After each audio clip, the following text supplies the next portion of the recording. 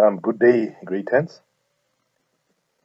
Chapter 8 is a very long chapter, so please brace yourselves. The chapter begins with an address to Amy's mother, where the author expresses a lot of pain because of the names that the community now refers to her. Some call her Mother of the Beast, others Mother of the Serpent. The serpent is a snake. Others Puff Adder's mother, and some even go to the extent of calling her Satan's mother. Now, in this very same chapter, we have Mandisa describing her journey back to Cape Town. It was particularly agonizing or painful because of the uneasy silence between her and her mother. Remember, she has just discovered the pregnancy. There hasn't been any, or there wasn't any penetrative sex. So to her, it was still also a shock. And to Mama, it was a disgrace because she was primarily concerned with what the church people would think, what the community would think, rather than expressing sympathy at her daughter's predicament or situation. And then we've got another very interesting element where the driver draws our attention to how the people or the black people were dispossessed of their land, which of course now lies in the hands of a few white farmers. And as they drive, he makes it very, very clear that they drive for hours on end, simply passing one stretch of farmland that belongs to one single farmer. When they arrive in Guguletu, Mandisa becomes a prisoner. She's not allowed to go out of the house during daylight because Mama is very much concerned about what people will say. She can only get out of the house after dark, where Mama believes nobody will be able to see her. And at this very same time, she's itching to see China. She's back in Guguletu. They have been separated for quite some time, so she believes that perhaps China would be delighted to see her. But of course, Mama forbids her from having any form of contact with China. Why? As an elder, she knows that these young boys are sly. They always try to wiggle themselves out of responsibility. But at this moment, Mandisa does not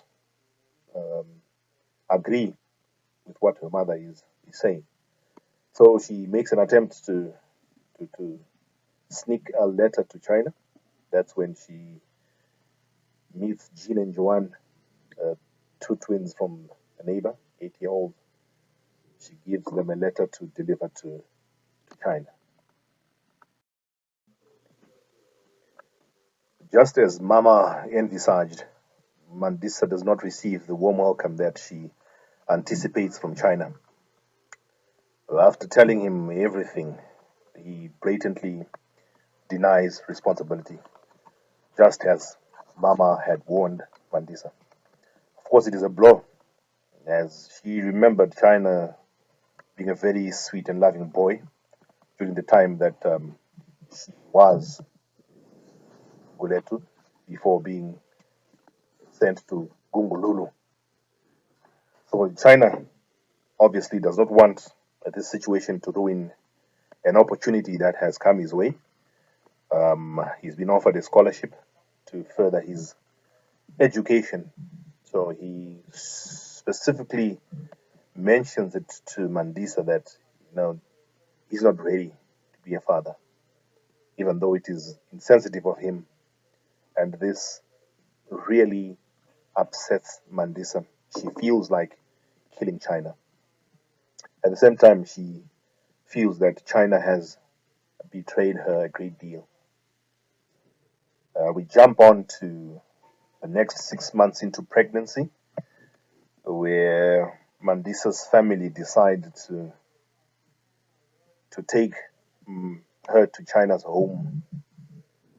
Um, she's in the company of her father's two brothers and her mother's brother. Now, when they arrive at China's place, two families deliberate on the issue, and of course, China's people suggest that they will send word to Mandisa's family after their clan have a meeting. So they do things the traditional way. However, the uncles, Mandisa's uncles, are not very sad. They are quite happy that China's family had not downright denied responsibility, which was a positive thing. They could have simply taken China's word and said, "We are not responsible," or probably tell them that they would wait for the child to be born to see if there was any resemblance. Because back that time, we could not speak of DNA tests, perhaps because they were not done locally. It involved a lot of money, which they did not have. At the same time, it was just a uh, not the in thing. They would wait for the child to be born, and then, of course, the elders would see or look at the child and see if there was any resemblance to their own. The next time Mandisa sees China is when she's into her 8th month of pregnancy, and this is at Father Mark Savage's office. He's a priest. Now, obviously, as an authority, he tells China that by virtue of being a Christian and baptized, his obligation is to marry Mandisa. That is the right thing to do. Mandisa gives birth before procedures are finalized, and at this time, I remember she has not gone back to China's people, so she decides to name her son Shumelo. At the time of his birth, Mandisa's father even softens up to the situation and begins to cherish his grandson. On the other hand, Mama decides to call him Michael. And when he is almost 2 years old, we see that there is a change in Mandisa. She no longer wants to marry China because, as she says to her mother, that the reason she was to marry China was so that her son or her child would not be born out of wedlock. Now that the child is being born out of wedlock, she sees no other reason why she should be forced to marry China. She's actually planning to go back to school and has spoken to her father. Her father is for the idea, so Tata gives her some money to enroll for evening classes. But however, the African way of doing things is that Mandisa does not simply belong to Tata, but she belongs to the clan. So Tata's family sits down and they decide that this is not the time for Mandisa to be going back to school. She needs to become China's wife, and that is the clan's decision. Since they have welcomed the idea that China's family has decided to take her in as a wife. So when Shumelo is 2 months and 3 weeks old, 3 weeks old, Mandisa leaves her father's home. This slide focuses on the moment when Mandisa is taken to China's place. We're told of how she's received and how they conduct the traditional welcome. Mandisa's journey as a wife is not easy. She has days that are filled with a tremendous amount of chores. As she tells us, she's the first to wake up and the last to go to bed. During this time, she loses a lot of weight in response to the lifestyle changes. We see China getting a job at the cold meat storage, and he too is not incensed with the job that he has taken up. And it leads to a very unhappy marriage between the two of them. They are like two dead dry logs. Very little, if any, physical contact as husband and wife. Now Mandisa is looking at the brighter picture where she begins discussions of going back to school. But obviously, China's father constantly postpones the idea. Up to the time when China disappears for good, he just never comes back home. And at this stage, Mxolisi is only 2 years old. China's father is particularly upset and blames Mandisa for his son's disappearance, and he takes some time to go looking for him, but this is all to no avail. And from that time, he stops coming to Gr10 and offering any form of financial support to Mandisa and Hlumelo. After the disappearance of China, Mandisa decides to take up a job as a domestic worker, and she finds herself renting her own space. She finds a shack at the back of another family's house, and we are told of the admirable growth of policy. Now he finds himself in the company of Zazi and Muzamo. These are two teenagers from the big house. At the age of 4, we realize that Mkolisi has been exposed to the violent streets of Guguletu. There are so many things that he has witnessed, things that a child of this age should never witness. Now, one particular day, his two friends, Zazi and Muzamo, decide not to take him along. Remember, these are teenagers, so they could not exactly take him everywhere where they went. Now, on this particular day, they come storming into the house in a panic. Obviously, somebody is pursuing them, and their parents assist in concealing or hiding them in the wardrobe. The police are hot on their heels and they come in search of them, and they are deceived by Zazi's jacket that has been thrown in the backyard. And they assume that the boys have scaled the fence and run off. So they promise that they will ultimately catch the two boys. As police are heading out, innocent Mkolisi reveals their hiding spot.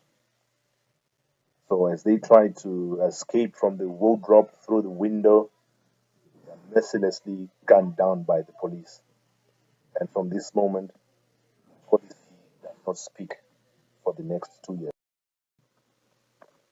Mukolisi's loss of speech troubles the family, and Mama's madam actually suggests that they take him to a child's hospital.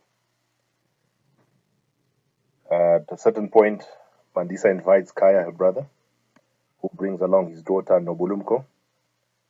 But for the whole afternoon, Mukolisi stubbornly remains silent. They take him to the Red Cross Children's Hospital, and the doctors try everything, but Mukolisi does not utter a single word. At this moment, Mama advises that China's people be told of Mukolisi's situation, and they decide that they should visit a witch doctor. So when they visit the Sangoma, Mandisa is told to free her son. She reminds Mandisa that she has some strong resentment for her child. And we can only draw a conclusion that this resentment stems from the fact that Mxolisi implanted himself and ruined the future that Mandisa envisaged for herself. Now, after that, we see that Nono is a constant visitor, and she advises Mandisa to look for another partner since China has been missing for over 2 years. And she takes that advice. Nono and Kai get married, and it is at their wedding that Mandisa meets Lungile. A very strong bond begins to develop between Mxolisi and Lungile. And then, obviously, Mandisa has a child. They name him Lunga, and Lungile is the father. After some time, out of the blue, we see Mxolisi asking about the whereabouts of his father. And he asks that question twice. Now, his speech comes back miraculously. We learn from Mandisa that Mxolisi grows up into a child who will never tell upon another because of his experience with Zazi and Muzamo's death. Even after he regains his speech, there is never a time that he asked his mother why the two boys were gunned down. He blocked it in his mind. He did not get any closure on the matter. But however, cheer returns to Mxolisi's face, and when he begins school, he is top of his class. His system, however, fails him several times in primary. He receives corporal punishment for unpaid school fees, and with that, he refuses to go back to school. He only returns after many, many promises from his mother. And again, very sad, Lungile skips the border to train as a freedom fighter, and Mandisa is alone once more, only this time with 2 children. At this moment, again, Mxolisi decides to leave school because he's decided to help his mother financially by working. At the same time, he says that he's tired of all the caning that he receives at school for not having the right resources. Mandisa, again, however, manages to convince him to go back to school, letting him know the benefits and advantages of being learned. Serious problems, however, start in high school, and Mxolisi gets himself involved in politics to the point that he becomes a leader in students' politics. And that is how the family got to see less and less of him at home. Now, by this time, Mandisa has married Dwadwa, a homeboy, with whom she has Siziwe. Siziwe is Mxolisi's sister. Now, Mxolisi's character is multifaceted, and despite his political involvement and flaws, Mandisa in the same community has been hailed for Mxolisi's bravery. At one point, he saves a girl from possible rape.